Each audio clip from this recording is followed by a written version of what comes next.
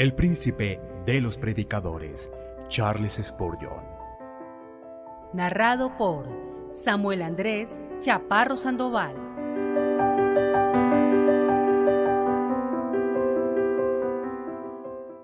El púlpito del Tabernáculo Metropolitano, adornando el Evangelio. Sermón predicado el jueves 26 de mayo de 1887 por Charles Haddon Spurgeon en el Tabernáculo Metropolitano, Newington, Londres, para que en todo adornen la doctrina de Dios nuestro Salvador. Tito capítulo 2, versículo 10. Me temo que hay algunos cristianos a los que no les gustaría ni la mejor predicación que pudieran recibir. La mejor doctrina que podría predicarse sería como la de nuestro Señor Jesucristo, eminentemente ética, llena de preceptos y de palabras de sabiduría para la vida diaria. Ciertamente, creo que si algunos de esos duros pensadores hubieran oído algunos de los sermones de Cristo, habrían dicho que esos sermones no contenían el Evangelio. Él no predicó cada vez que hablaba esas grandiosas doctrinas que muestran de manera sencilla el camino de salvación, pero frecuentemente proclamó esos importantes preceptos que nos muestran los frutos de salvación y que nos ayudan a juzgar si hemos sido salvos o no.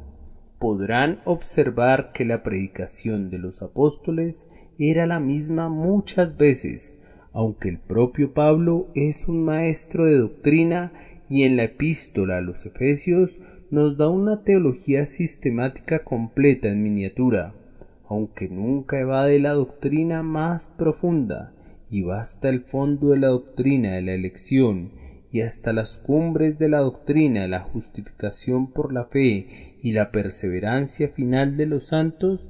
Sin embargo, él es de manera primordial muy práctico en su enseñanza y a menudo se ocupa de los detalles de la vida ordinaria. Esto es particularmente visible en su epístola a Tito. Como ustedes saben, Tito era un maestro de maestros. Tuvo que poner en orden las cosas que así lo requerían y enseñar a predicar a otros predicadores. A él le fue dicho que pidiera a los ancianos que fueran sobrios, serios y prudentes, sanos en la fe, en el amor y en la perseverancia. Más aún, tenía que instruir que las mujeres mayores sean reverentes en conducta, no calumniadoras ni esclavas de mucho vino, maestras de lo bueno. Esto significaba tratar muy de cerca los asuntos más prácticos. Estas mujeres mayores, a su vez, tenían que ser instructoras, de manera que encaminen en la prudencia a las mujeres jóvenes, a que amen a sus maridos y a sus hijos, a que sean prudentes y castas, a que sean buenas amas de casa, a que estén sujetas a sus propios maridos para que la palabra de Dios no sea desacreditada. Exhorta asimismo a los jóvenes a que sean prudentes. Ustedes pueden ver que una buena parte de la epístola está dedicada a los asuntos de la vida ordinaria, temas de práctica santa. Que así sea nuestra predicación y que los cristianos reciban con gozo tal instrucción. Ciertamente Dios la bendecirá, no sólo para su grandioso propósito de promover la santidad, sino también como medio de convencer a los hombres de pecado allí donde se desvían de estos benditos preceptos, y así, a través de la convicción de pecado, llevarlos a sentir su necesidad de un Salvador y de paso guiarlos a la cruz, único lugar donde se encuentran todas las esperanzas de salvación. Me encanta que mi texto sea tan práctico y no me avergüenzo de predicar los preceptos prácticos de nuestra santa fe. Sin embargo, quiero que observen cómo, de manera tan continua y sabia, Pablo entrelaza sus exhortaciones prácticas con las doctrinas de la religión. Quería que los siervos fueran obedientes, honestos y sujetos a sus propios amos. Por esta razón, para que en todo adornen la doctrina de Dios nuestro Salvador. ¡Ay! Tú que desprecias las doctrinas, que das la vuelta y te vas cuando hay un sermón doctrinal. ¿Dónde estás ahora cuando el verdadero motivo por el cual hay que tener santidad de vida debe encontrarse aquí, para que en todo adorne la doctrina de nuestro Dios Salvador? En estos días tenemos la costumbre de hablar mucho acerca de que hay que predicar a Cristo, pero no sus doctrinas. Yo por mi parte ni entiendo ni quiero entender lo que puede significar esa expresión. ¿Cristo sin su doctrina? ¿El grandioso Maestro sin sus enseñanzas? ¿El Señor sin sus mandamientos? ¿El Cristo sin su unción? ¿Jesús, el único Salvador, sin su preciosa sangre de expiación? Esto nos recuerda a Judas, pues es traicionar al Hijo del Hombre con un beso, erigir una imagen esculpida para ocupar el lugar de Cristo, un ídolo vacío de todo aquello que es vital en relación al verdadero Cristo de Dios. Queridos amigos, nosotros amamos la doctrina de Dios nuestro Salvador. De todo corazón hemos recibido esa doctrina con gozo de espíritu, y en ella encontramos la razón principal que nos lleva a amar a nuestro Dios y encaminar en obediencia sus preceptos. Orando para contar con la guía del Espíritu Santo, voy a hablar sobre dos temas. Primero, aquí hay un nombre que adorna el Evangelio, la doctrina de Dios nuestro Salvador. Y segundo, aquí hay un método que adorna el Evangelio. Estos pobres esclavos eran llamados a actuar de tal manera que adornaran la doctrina de Dios su Salvador en todo. Primero, aquí hay un nombre que adorna el Evangelio. Reflexionemos acerca de esto por unos instantes. La doctrina de Dios nuestro Salvador. Queridos amigos, nuestra miseria era grande. De otra manera, nunca hubiéramos necesitado un Salvador que se llama Dios nuestro Salvador. Por un pecadito o por un pecado, sin importar cuán grande sea, que tuviera solo un poco de mal en sus consecuencias, podríamos haber sido salvados por algún ser finito. Pero si el propio Dios debe abandonar su elevada habitación y morar aquí para ser nuestro Salvador, entonces nuestra ruina era terrible en extremo.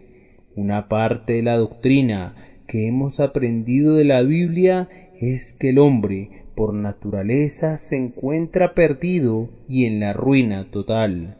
Pero no solo por su naturaleza, sino por su práctica también. Y no podríamos predicar de manera completa la doctrina de Dios nuestro Salvador si no mostráramos primero cuán tremendo es el golfo que está abierto ante nosotros, que nadie puede llenar sino solo Dios. Para proclamar de manera correcta el remedio para el pecado, debemos declarar cuán terrible era la enfermedad, que solo Dios podía curar y nadie más, y ni siquiera Dios excepto al derramar su propia sangre.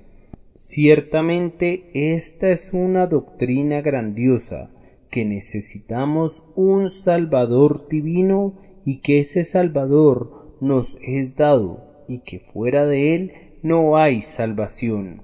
Es un pensamiento muy precioso para nosotros que, si bien es cierto que nuestra ruina es evidentemente grande, también es muy cierto que el remedio es igualmente grande, o aún más grande, pues tenemos un Salvador cuyo nombre es Dios nuestro Salvador. Él es la única puerta de esperanza para los hombres más desesperados y abatidos. Dios nuestro Salvador. Más adelante en ese capítulo, Pablo lo llama el gran Dios y Salvador nuestro Jesucristo. Quien ha venido del cielo para salvarnos es un hombre y siente por nosotros y se identifica con nosotros como hombre, pero Él es Dios también y por lo tanto puede salvar por completo a los que por medio de Él se acercan a Dios. Esas son las mejores noticias que se han publicado alguna vez entre los hijos de los hombres, que aquel a quien hemos ofendido se ha convertido él mismo en nuestro Salvador, cuando ningún ojo había tenido piedad, y aun si hubiera tenido piedad, no había un brazo que hubiera podido rescatarnos.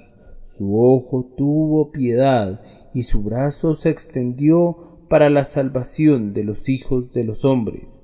Esta era la doctrina que, en los días de Pablo, era transmitida por medio de susurros por todos lados, desde el palacio de Nerón hasta esos horribles hoyos donde los esclavos pasaban sus noches.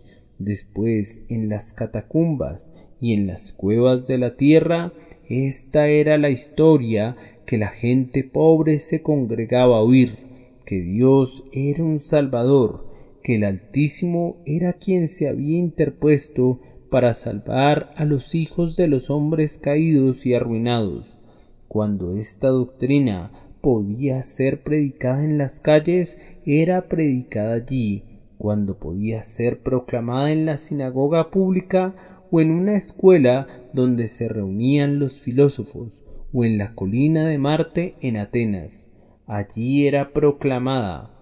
Pero cuando no se podía decir en público, entonces era susurrada y transmitida en privado de una persona a otra entre los que creyeron, y aun los esclavos pasaban el mensaje de esperanza a otros esclavos, de tal forma que esta grandiosa doctrina, la doctrina de Dios nuestro Salvador, fue esparcida por todas partes como se derrama la luz cuando el sol se levanta en el este y se apresura en su curso hasta que todo el globo terráqueo es iluminado por sus dorados rayos. La doctrina de Dios nuestro Salvador. Una vez más, mis amigos queridos, esta doctrina es en sí misma divina, pues hay un modismo aquí por medio del cual se nos hace entender que no solamente es una doctrina que habla de Dios nuestro Salvador, sino que es la doctrina de Dios nuestro Salvador, es su aliento. La doctrina es ella misma el propio aliento de Dios, esta enseñanza divina, esta revelación, esta doctrina de salvación por medio de un divino Salvador está rodeada de divinidad.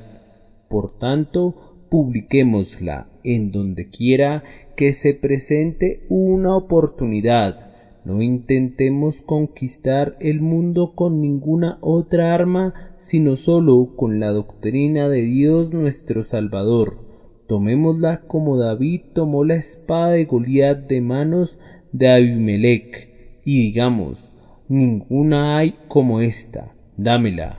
No creo en la ciencia de las religiones comparadas, no hay sino solo una religión verdadera, todas las demás son mentiras. No hay sino solo una fe de los elegidos de Dios, hay un solo Señor, una sola fe, un solo bautismo. Hay una sola fe que viene de Dios.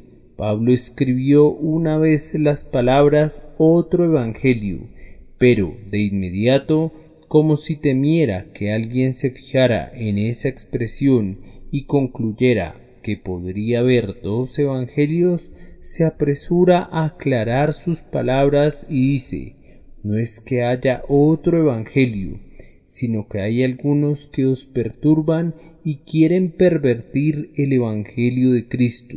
Solo hay un mensaje de salvación, y ese concierne al único Salvador, y en ningún otro hay salvación, porque no hay otro nombre debajo del cielo dado a los hombres en que podamos ser salvos. Esto será considerado por algunas personas como plática procedente de mentes muy estrechas, pero no nos importa para nada ser considerados como de mente muy estrecha. Tenemos más miedo de correr por el camino ancho del mal con la multitud y excusar a otros que hacen lo mismo. No, la palabra del propio Cristo todavía permanece. El que cree en el Hijo tiene vida eterna, pero el que desobedece al Hijo no verá la vida, sino que la ira de Dios permanece sobre él. Porque de tal manera amó Dios al mundo, que ha dado a su Hijo unigénito, para que todo aquel que en él cree no se pierda, mas tenga vida eterna. Porque Dios no envió a su Hijo al mundo para condenar al mundo, sino para que el mundo sea salvo por él. El que cree en él no es condenado, pero el que no cree ya ha sido condenado porque no ha creído en el nombre del unigénito Hijo de Dios. Así, ustedes pueden verlo. Esta maravillosa enseñanza de Pablo nos recuerda lo grande que es nuestra miseria y la naturaleza divina de nuestro Salvador, y todo implica que la propia doctrina es de orden divino. Pienso que debo mencionar también, queridos amigos, que siendo las cosas así, nuestra seguridad es grande. Ciertamente nuestra salvación es grande, porque nuestro Salvador es Dios. En su epístola a los Hebreos, Pablo hace la pregunta que no ha sido respondida nunca: ¿cómo escaparemos nosotros si descuidamos una salvación tan grande? Esta salvación, que al principio fue declarada por el Señor, nos fue confirmada por medio de los que oyeron, dando Dios testimonio juntamente con ellos con señales, maravillas, diversos hechos poderosos y dones repartidos por el Espíritu Santo según su voluntad. Nunca pueden pensar demasiado en esta grandiosa salvación. Cuando la deseen, valórenla como un mendigo valora el oro. Cuando la tengan, tómenla como si fuera la perla de gran valor. Ciertamente tenemos una gran salvación. Es salvación de la muerte espiritual, salvación del reinado y del gobierno de Satanás, así como de las maneras y costumbres del mundo impío, y es también salvación de la culpa del pecado, salvación del temor al infierno, salvación del miedo a la muerte, y al fin será perfecta salvación de la más pequeña mancha o arruga o cosa parecida.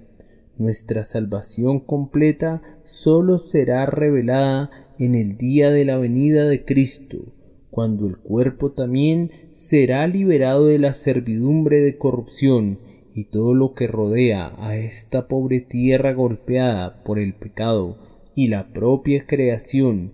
Por medio de esta gran salvación será traída la libertad de la gloria de los hijos de Dios. La doctrina de Dios nuestro Salvador, entre más pienso en todo el significado de estas palabras, concluyo que son un adorno muy exclusivo colocado en el cuello del Evangelio. La doctrina de Dios nuestro Salvador. Contemplen con sus mentes esas palabras, vean cuál es el Evangelio que han recibido, vean cuán grande es, vean cuán divino es, valórenlo de tal manera que se puedan gozar en él cada día y que puedan defenderlo con sus vidas si es preciso. Gócense en él de tal manera que, cuando ustedes mueran, sea la luz que alumbre en las tinieblas de la última hora temida. Escudriñemos un poco más esta doctrina de Dios nuestro Salvador.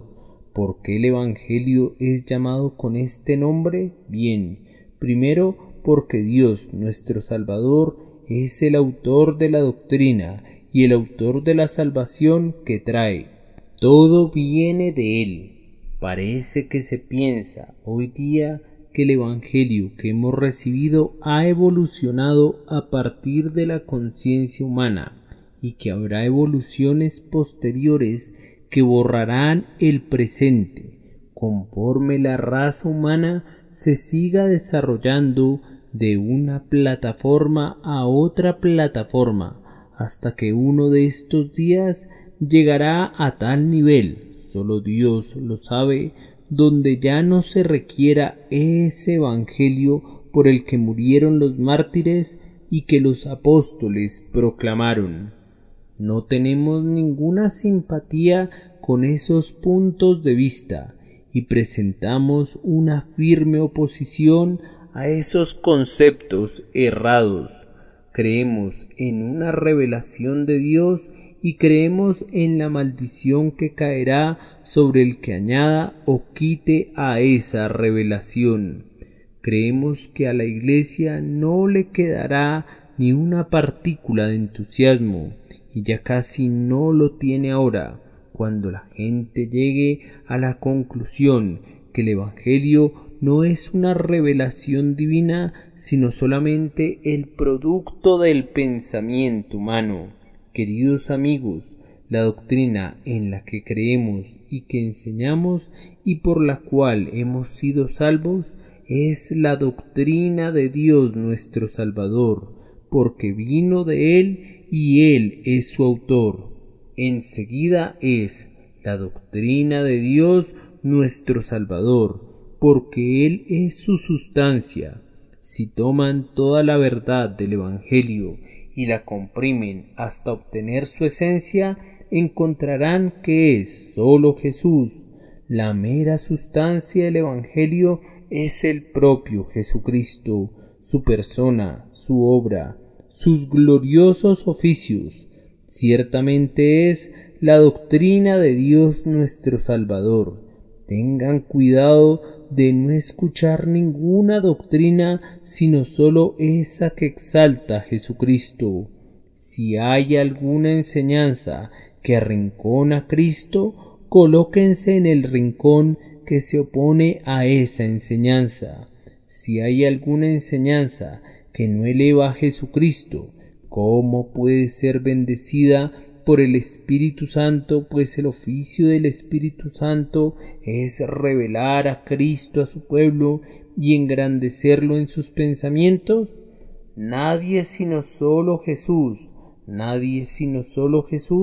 puede hacer bien a los pecadores desvalidos, y por lo tanto debemos adherirnos a este Evangelio con todo nuestro corazón. Es la doctrina de Dios nuestro Salvador, pues Él es su sustancia. También es la doctrina de Dios nuestro Salvador, porque Él es su objeto, todo apunta a Él. Si oyen un sermón acerca del Evangelio real, los dirigirá a mirar a Jesucristo. Esa enseñanza que los lleva a pensar en el sacerdote y a pensar en la Iglesia, independientemente del bien que pueda haber a su alrededor, no es la doctrina de Dios nuestro Salvador. Todos los profetas dan testimonio de Él. A Él apunta continuamente el Evangelio, y esta es la única exclamación del predicador: «He aquí el Cordero de Dios que quita el pecado del mundo». Esta doctrina de Dios nuestro Salvador es la sencillez misma, y sin embargo ningún hombre pudo entenderla nunca sino sólo por la enseñanza del Espíritu Santo, pues ningún hombre puede decir justamente que Jesús es el Cristo sino sólo por el Espíritu Santo.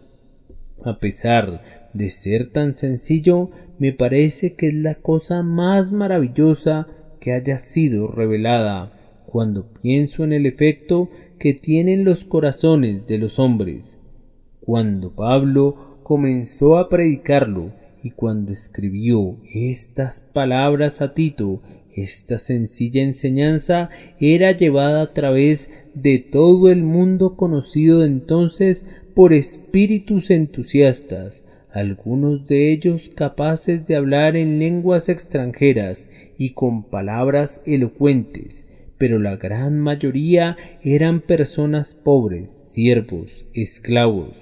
Sin embargo, dondequiera que fueron, los que fueron esparcidos anduvieron anunciando por todas partes esta doctrina, que encendió una hoguera que calentó al grandioso imperio romano como se calienta una olla en el fuego, y después de un tiempo hirvió y quemó a muchos con sus chispas. Naturalmente que los grandes de la tierra ridiculizaron esta doctrina de Dios nuestro Salvador. Era locura para ellos, y quien la recibía era considerado simplemente un idiota que olvidó a los dioses de sus padres y por consiguiente debía ser un tonto. Sin embargo, la doctrina se siguió esparciendo y después ellos trataron de apagar el fuego y combatirlo con sangre, pero los hombres valerosos prefirieron morir por el Evangelio antes que negarlo. Presionaban tanto a los jueces, determinados de tal manera a confesar su fe en Cristo, que los gobernadores romanos tenían que solicitar instrucciones de Roma para saber qué debían hacer. Entre más cristianos mataban, más cristianos proliferaban.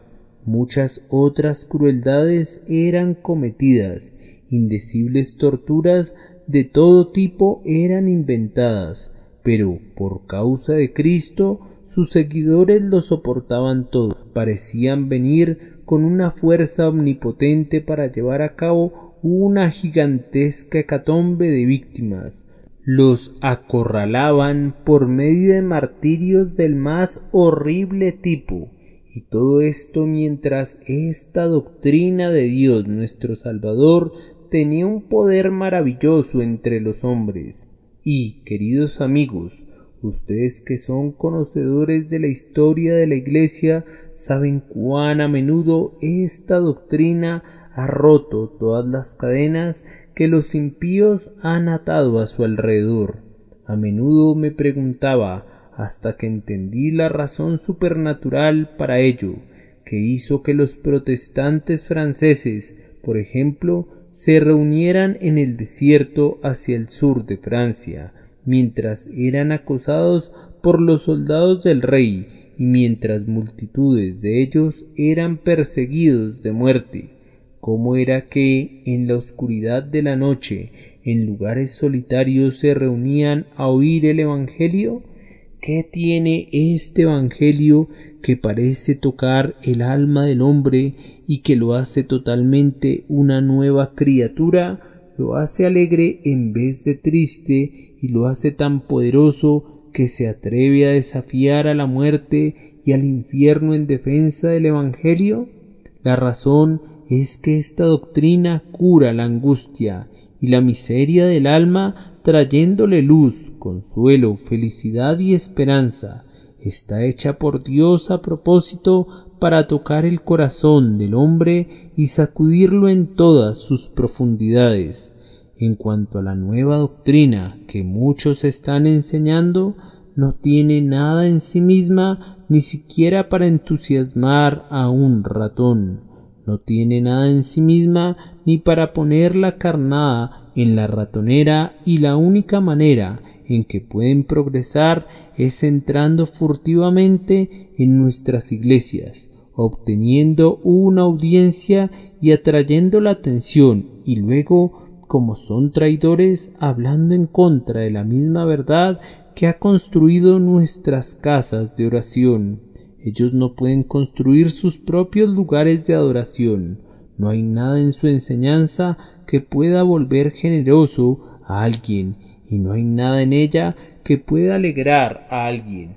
No es la doctrina de Dios nuestro Salvador sobre la que Pablo insiste y le dice a Tito, habiéndola adornado como he podido con mi predicación. Ahora esfuérzate para que tú y tu gente la adornen con sus vidas. La segunda parte de mi tema es un método para adornar el Evangelio. Investiguemos en primer lugar quiénes eran las personas que debían en todo adornar la doctrina de Dios nuestro Salvador. Ellos eran, de acuerdo a nuestra traducción, siervos, pero la palabra correcta sería esclavos. Estos esclavos cristianos debían adornar la doctrina de Dios su Salvador. Algunos de estos esclavos, las esclavas principalmente, pasaban mucho tiempo ayudando a que sus señoras se engalanaran. No pretendo repetir las terribles historias que se cuentan acerca de las mujeres romanas y su crueldad con su servidumbre. Ciertamente, las pobres esclavas tenían que pasar horas y horas en el adorno de sus amas, y algunos de los hombres, bien del Imperio Romano, utilizaban una buena parte del tiempo de sus esclavos, hombres, claro, para su arreglo personal. Por tanto, estos esclavos debían tener una muy buena idea de lo que significaba la ornamentación o adorno del Evangelio, y debe haberles parecido una cosa muy maravillosa que ellos fueran elegidos para adornar el Evangelio. La palabra no es aplicada a los amos, a los príncipes, ni a ninguno de los grandes de la tierra, sino a quienes, además de ser pobres, no eran ni siquiera dueños de sí mismos. Los esclavos en los días de Pablo eran simplemente bienes y propiedades, solo que eran considerados como bienes y propiedades del más bajo nivel. Eran vendidos en el mercado con la misma frecuencia y libertad que las ovejas.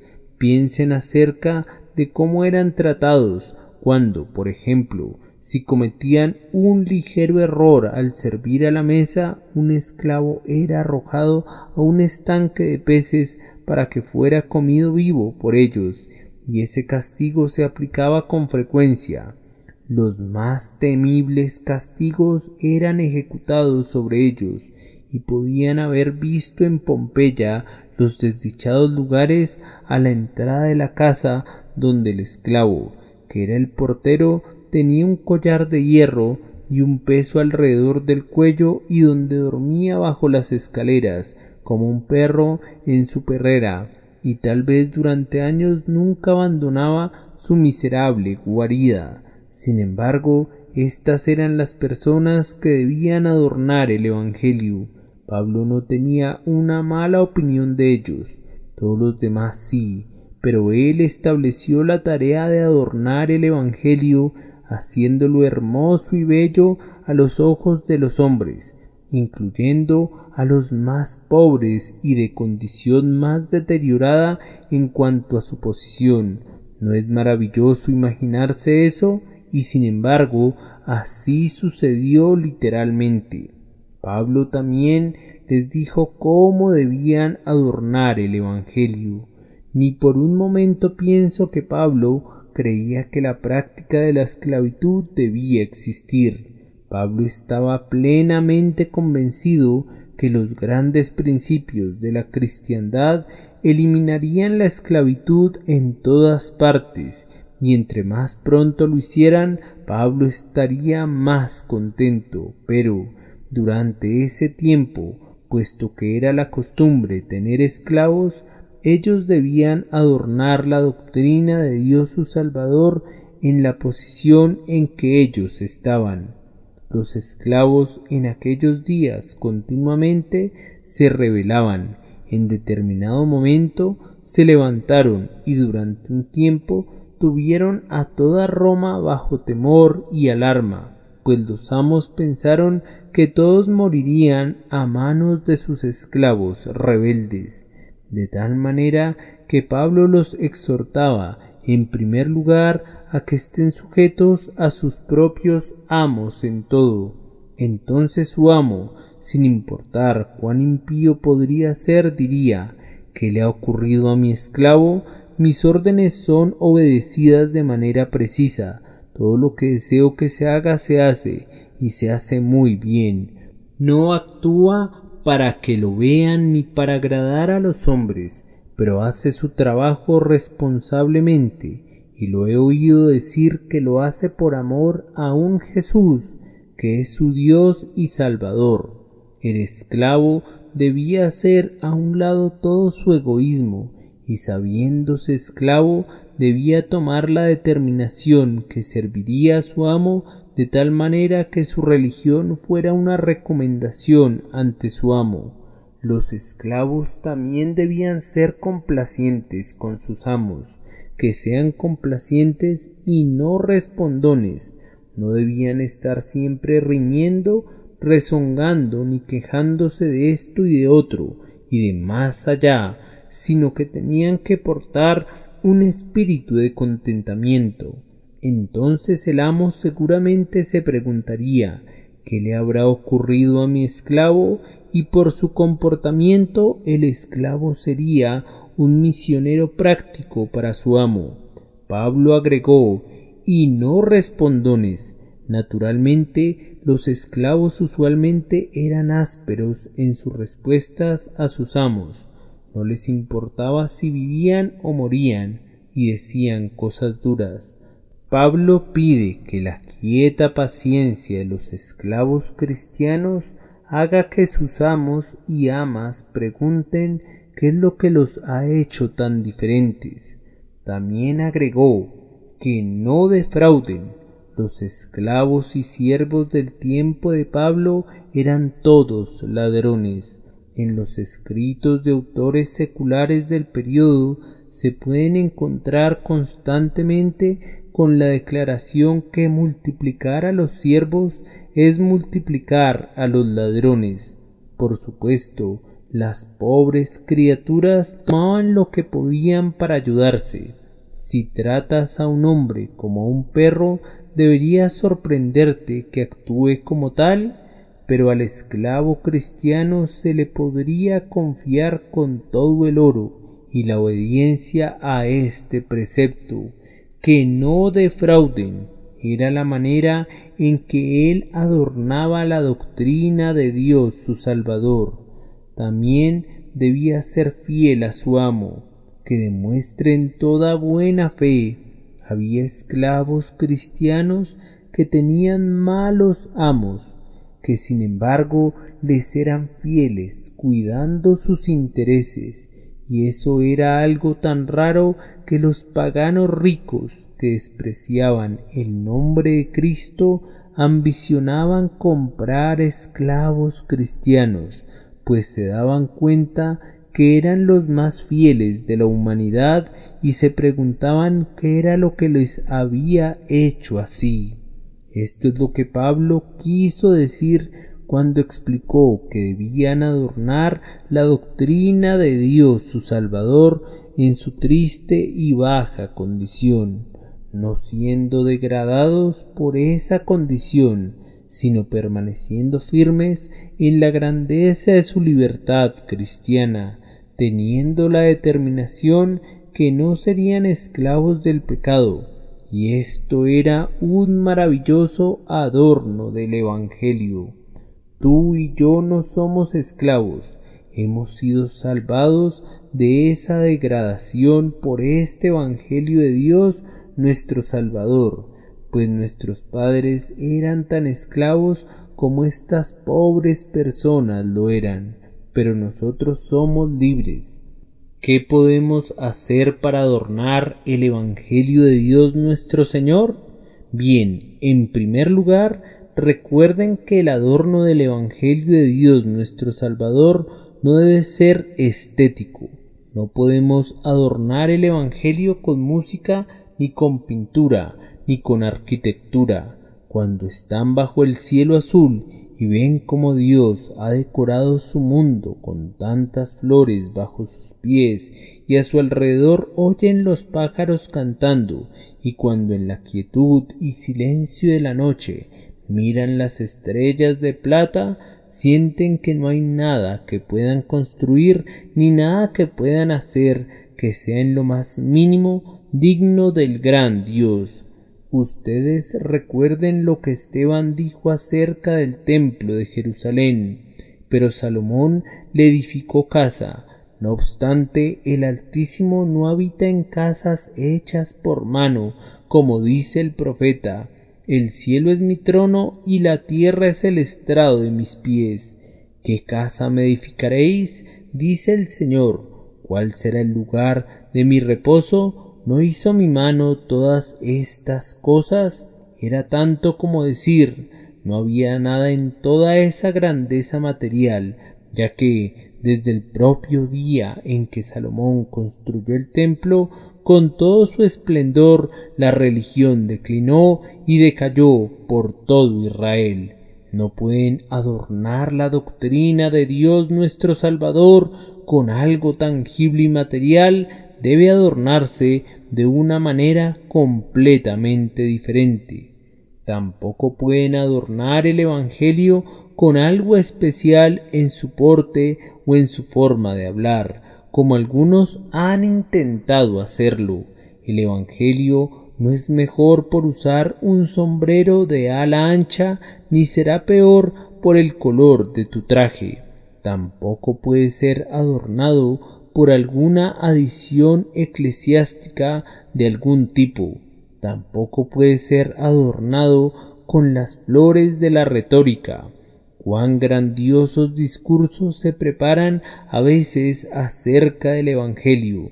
Sin embargo, de alguna manera no parecen ser los adecuados. El Evangelio está mejor adornado cuando no tiene ningún adorno.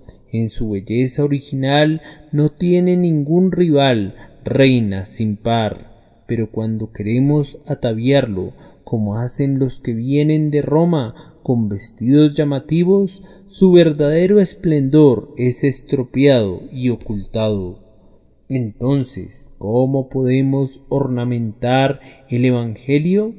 Un ornamento siempre debe ser adecuado. Nada puede ser realmente ornamental si no es adecuado para la persona que lo lleva. Entonces, ¿qué es apropiado para el Evangelio? Bien, la santidad es adecuada para el Evangelio. Adornen el Evangelio con una vida santa. Cuán puro, cuán limpio, cuán dulce, cuán celestial es el Evangelio. Cuelguen entonces las joyas de la santidad alrededor de su cuello y colóquenlas como anillos en sus manos. El Evangelio debe también ser adornado con misericordia. Es todo misericordia, es todo amor. No hay amor como ese, porque de tal manera amó Dios al mundo. Bien, entonces adornen el Evangelio con las joyas adecuadas de la misericordia y amor. Estén llenos de benevolencia hacia otros, pues ustedes ya han probado la benevolencia del Señor. El Evangelio es también un Evangelio de felicidad. Es llamado el Evangelio glorioso del Dios bendito. Una traducción más correcta sería el Dios feliz. Pues bien, entonces adornen el Evangelio siendo felices. ¿Por qué sus rostros, oh almas humildes, llevan esos colores de luto? Adornen el Evangelio con un rostro jovial y una vida feliz. Hombres de negocios, adornen el Evangelio siendo muy estrictos en su integridad. El nuestro es un Evangelio justo, pues Dios es justo y sin embargo es el justificador de todo aquel que cree en Jesús. El Evangelio hace una abundante provisión de justicia para todos los hombres. Por eso elevo mi oración para que ustedes sean tan exactos, tan particulares acerca de cada cosa que, cuando los hombres hablen de ustedes, no podrán decir que ustedes profesan una religión con muy poco efecto en sus vidas. No permitan que alguna vez se diga eso por algún motivo. sean tan estrictamente justos que la gente no tenga necesidad de contar el dinero que ustedes le dan, pues de esa manera ellos verán cuál es el significado de la expresión adornando la doctrina. Una persona me preguntó un día, ¿no es fulano de tal un bautista? Yo repliqué, no lo conozco. Entonces me dijo, él es una persona que hace una larga oración antes de cenar y asiste a la iglesia tal y tal. Bien, le respondí, sí, va allí, ciertamente asiste a una iglesia bautista. Luego me respondió, es un gran ladrón como cualquiera que anda suelto por allí. Yo dije, espero que no sea un bautista. De todas maneras, no es un cristiano, si es lo que tú dices, pues un cristiano es un hombre honesto, a menos que no lo seamos estrictamente.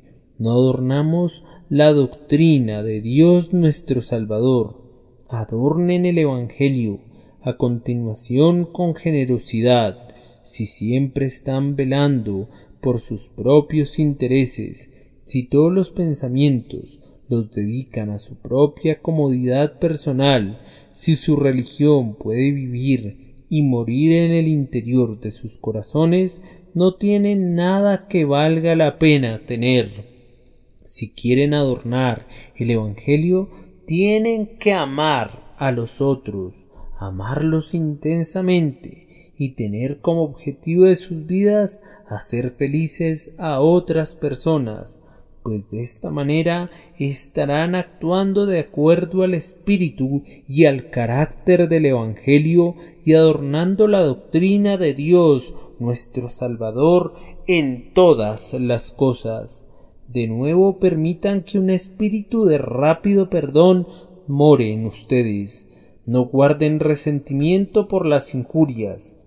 Recuerden las palabras del Señor Jesús, como dijo, pero yo os digo, amad a vuestros enemigos, bendecid a los que os maldicen, haced bien a los que os odian, y orad por los que os persiguen.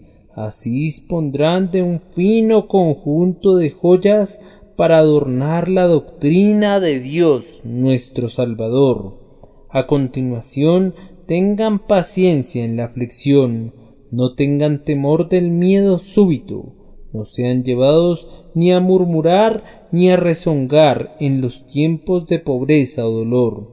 Una mujer paciente que puede resistir y seguir adelante bajo todos los tipos de adversidad es uno de los más grandes ornamentos del Evangelio. Una plácida y firme calma es también un gran adorno del Evangelio. Hemos visto tal ternura de espíritu en algunas matronas cristianas que nos ha parecido que ellas han sido un ornamento para la doctrina de Jesucristo. Que nosotros aprendamos esta santa calma y que el Espíritu de Dios more en nosotros de tal manera que en todo lo que digamos y en todo lo que hagamos y en todo lo que somos podamos adornar la doctrina de Dios nuestro Salvador en todas las cosas. Que el Señor bendiga este sermón por Jesucristo nuestro Señor. Amén.